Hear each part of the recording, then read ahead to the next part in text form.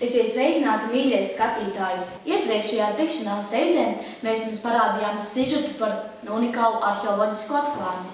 Šoreiz jūs sagaida nemazāk aizraujošs stāsts, un tā vārds manai kolēģei Egijai, kur ir tikko atgriezusies no atvaļinājuma, bet jau ir gatava mums sniegt neaizmirstamu nofilmēto materiālu.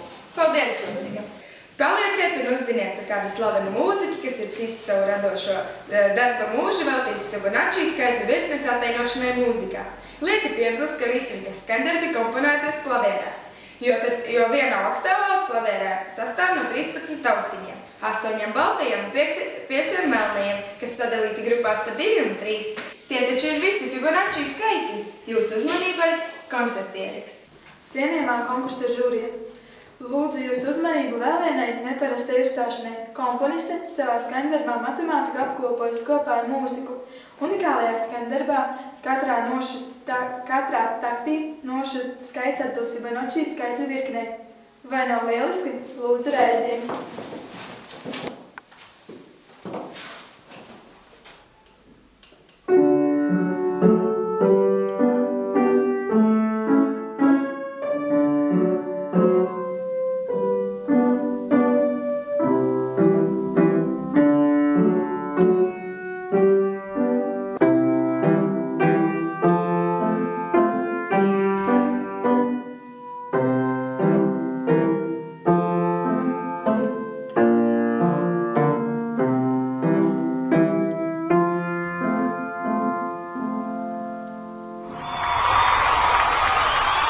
Lūdzu žūrijas vērtējumu.